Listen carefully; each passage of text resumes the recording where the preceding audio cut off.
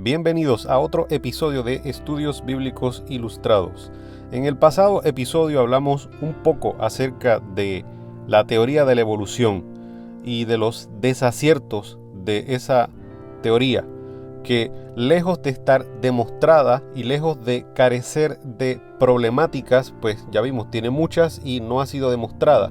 Se ha tratado de pasar como evidencia para la macroevolución, que es lo que en realidad vendría siendo evolución, la microevolución, que sí está evidenciada, los pequeños cambios adaptativos de los seres. Quiero tocar en este episodio lo que es de forma general la teoría de la evolución. ¿Por qué? Porque muchos de los que la apoyan no saben realmente cómo es que funciona la teoría o cómo es que va la teoría. Igualmente muchas personas que están en contra de la teoría evolutiva pues no conocen realmente qué es la teoría evolutiva. Y este ejercicio es saludable porque nos permite ver de nuevo cuál es la verdadera debilidad de la teoría evolutiva corriente, el neodarwinismo. Y básicamente la teoría de la evolución tiene dos partes. La primera parte es el aporte de Carlos Darwin, que podemos llamarlo como el cimentador o fundador de la teoría evolutiva científica. Y esa parte es la selección natural. ¿Qué es la selección natural? Según Darwin, estos cambios evolutivos que iban sufriendo los seres serían consagrados o rechazados por el medio ambiente. Es decir, si una criatura iba evolucionando en cierta dirección, pero el ambiente donde vive esa criatura o vivía no le favorecía, pues el medio ambiente terminaba deshaciéndose de esa criatura y deshaciéndose de esos cambios evolutivos. Mientras que otra criatura muy similar, que estuviese evolucionando en otra dirección y que el medio ambiente favoreciera un cambio evolutivo que fuese favorable debido al medio ambiente en que estaba, pues entonces eso hacía que esa criatura con esos cambios pudiese reproducirse.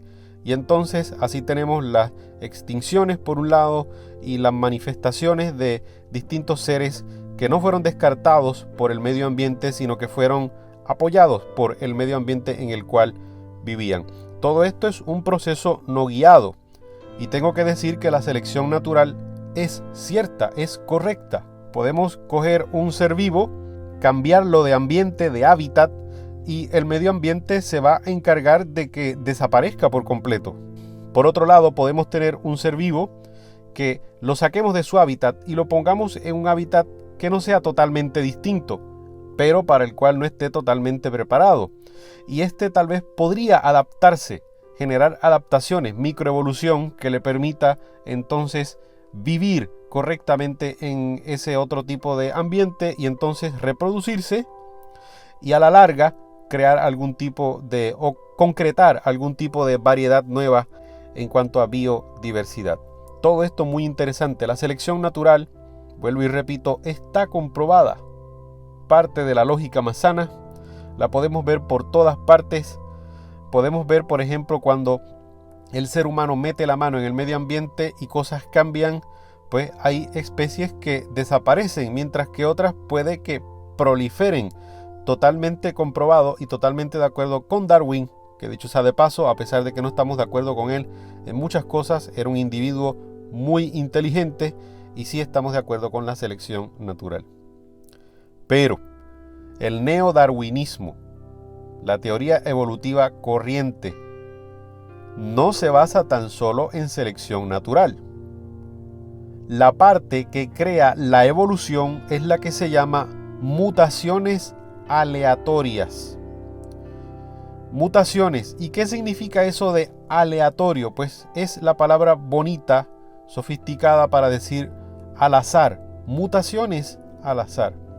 Y aquí viene el racional de los que creen en la teoría de la evolución. Dado que la Tierra es tan antigua, tiene miles de millones de años, nosotros tenemos un sistema que reproduce nuestro ADN, nuestro código genético. ¿Y qué sucede?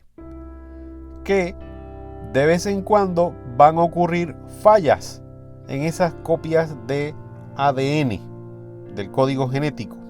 Nuestros cuerpos tienen un sistema bien sofisticado para deshacerse de muchos de esos errores, pero también tenemos que decir que en ocasiones los errores permanecen, van a generar mutaciones. Y el racional es el siguiente: ha pasado tanto tiempo, tantos y tantos millones de años, que aquí y allá vendría alguna que otra mutación, pero como es tanto tiempo, pues las mutaciones serían a lo largo del tiempo lo suficientemente frecuentes y suficientes en número para que vayan creando cambios que a la postre sean inmensos. Así, por ejemplo, la teoría evolutiva estándar cree en un primer organismo del cual no hay ningún tipo de evidencia, es totalmente hipotético, lo llaman LUCA, una célula, la primera forma de vida que tendríamos por el azar. Recuerden que aquí no está Dios de por medio, lo que se dice simplemente es que estaba la sopa prebiótica, un perfil acuoso con los elementos suficientes, qué casualidad tan maravillosa, ¿verdad? Según ellos, para que se pudiera crear de forma espontánea la primera célula. ¿Ok? Y esa célula pues recibiría modificaciones, y estos primeros organismos recibirían o incidirían en mutaciones, y estas mutaciones pues irían al azar, un proceso sin ningún tipo de guía o diseño, iría creando la evolución. Como podemos ver, hace falta mucha fe para pensar que de una simple célula, que dicho sea de paso, se piensa siempre una simple célula, pues pudo salir al azar. Y eso es un pensamiento también que requiere de muchísima fe cuando descubrimos, por ejemplo, que la célula es algo tan complicado. La complejidad está presente en la vida desde lo grande hasta lo más pequeño, hasta la célula. Por eso es que no tenemos nada de consecuente o lógico en la teoría darwiniana. Por ejemplo, cuando hablamos de organismos antiguos que ya están extintos, hablemos de los trilobites, hablemos por ejemplo incluso de lo que son los dinosaurios, mamíferos antiguos, etcétera, etcétera. El razonamiento darwiniano dice que aquellos organismos eran menos sofisticados, que los organismos modernos, los que tenemos presentes hoy, tienen mayor cantidad de características, un diseño más adecuado, más refinado. ¿De dónde sacan eso? Cuando tú examinas un trilobite, no tiene nada que envidiarle a ningún otro tipo de artrópodo. Es extremadamente complejo, es un excelente diseño. Igualmente pasa con todo otro tipo de animal extinto hoy. Algunos dirán, no, es que esto es un animal más arcaico, no había sufrido suficientes modificaciones que la selección natural hubiese favorecido, así que no tenemos un ser tan sofisticado o moderno. Es un disparate, un total disparate. De hecho, los que creemos en la revelación bíblica entendemos que el asunto va al contrario, que en realidad los seres van perdiendo capacidades. Y es lógico suponerlo porque con la entrada del pecado, si analizamos el registro del Génesis, notamos que los hombres tenían una mayor altura y también vivían más años, y eso se ha perdido. También entendemos que pasaron siglos hasta que se inventa la escritura. ¿Por qué? Porque había mayor capacidad de memoria. Y recordando que hay algo que nos apoya en esto, y es la famosa ley de la entropía, que todo va a ir hacia el desorden. Como sea, no vamos a entrar mucho en esos asuntos, pero aquí está básicamente la teoría de la evolución. Primeramente, selección natural. El medio ambiente impone unas características, el hábitat en que está el ser vivo, y el proceso de evolución será favorecido o será impedido por el medio ambiente. La selección natural elige qué seres sobreviven y se pueden reproducir y seguir evolucionando, y qué seres simplemente desaparecen, se extinguen. Sucede algo con el asunto de las mutaciones aleatorias. Toda la evidencia que tenemos sobre mutaciones nos enseña que las mutaciones tienden a ser más que nada perjudiciales. Y en la mayor parte de los casos, más que darnos mayores características físicas, aportarnos algo, nos tienden a quitar. Las mutaciones tienden a ser detrimentales. Las mutaciones lo que tienden a hacer es crear organismos que no puedan reproducirse, que tengan problemas con el medio ambiente todo el tiempo, no que sean favorecidos.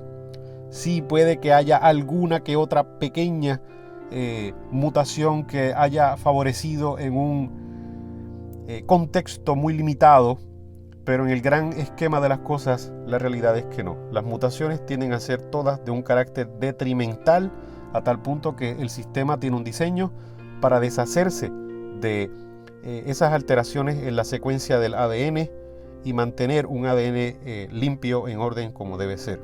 De manera que los que estamos del lado de acá, de la creencia de que hay un Dios que creó todo, lo que creemos no es en la evolución, creemos en el diseño, de que hubo una inteligencia que diseñó todos los organismos. Estos organismos sí pueden sufrir modificaciones, porque esto sería parte del sistema de supervivencia que Él nos legó, pero no va más allá hacia que los animales se transformen en cosas totalmente distintas, que son disparates que no han sido demostrados. La evolución, algo muy interesante que presenta, es el concepto de evolución convergente. Y es una forma de tratar de darle validez, un barniz de autoridad a todo el rollo este de la teoría evolutiva. La evolución convergente de lo que nos habla es de lo siguiente, de que la evolución es algo tan y tan constatado que hay seres que repetirán patrones, que hay seres que no provienen de la misma línea evolutiva, pero llegarán a diseños similares, lo cual, según ellos, demuestra que la evolución es real, porque estaríamos hablando de que seres, cuando son enfrentados a un mismo medio ambiente, el sistema de selección natural va a favorecer unas mismas características y tendremos seres que, según ellos, van por líneas evolutivas totalmente distintas, pero tienen diseños similares. Hablemos, por ejemplo, del ictiosaurio, que no es un dinosaurio, simplemente es un reptil acuático ya extinto, del cual no sabemos mucho, al igual que todos los animales extintos, no sabemos tanto como la gente piensa. Este ictiosaurio tiene una cierta similitud con lo que es un delfín, que tampoco es un pez, es un mamífero. También tiene cierta similitud con lo que es un pez espada, ese sí es un pez. Así que tanto un reptil como un mamífero y un pez tendrían un diseño más o menos similar. Pero como la evolución no ha sido demostrada, los que no creemos en la evolución, aquí lo que vemos es algo que nos ayuda también a reforzar o reafirmar lo que creemos, y es que hay un diseñador y que el diseñador a veces le ha gustado tal vez los patrones de algún diseño y ha hecho más variaciones o distintos tipos de organismos que participen de ese plano general o de ese diseño o de esas características que sean similares. De tal manera que en vez de hablar de evolución convergente, hablaríamos de diseño convergente. Ahora, tengamos una mente abierta y veamos, número uno, lo que es la evolución, lo frágil que es el sistema evolutivo. Su escudo más grande es que hay un montón de personas con batas, con los PhDs, con todos sus títulos detrás de este sistema, pero en realidad podemos ver que más que nada es parte de un movimiento que lleva tiempo, el movimiento del naturalismo. No hay evidencia para la macroevolución, como ya hemos dicho, pero el poder de la tradición y el poder del status quo es inmenso. Si algo nos enseña la Biblia es que la mayoría puede estar equivocada y que los grupos mayoritarios siempre se van a ir por el punto más cómodo y más fácil de aceptar. La evolución deja de lado el que tengamos que seguir una norma de vida, una norma de ética basada en una moral trascendente. Y esto es algo muy, muy atractivo al ser humano pecador. Y como siempre, que la paz de Dios sea contigo. Gracias por ver el video.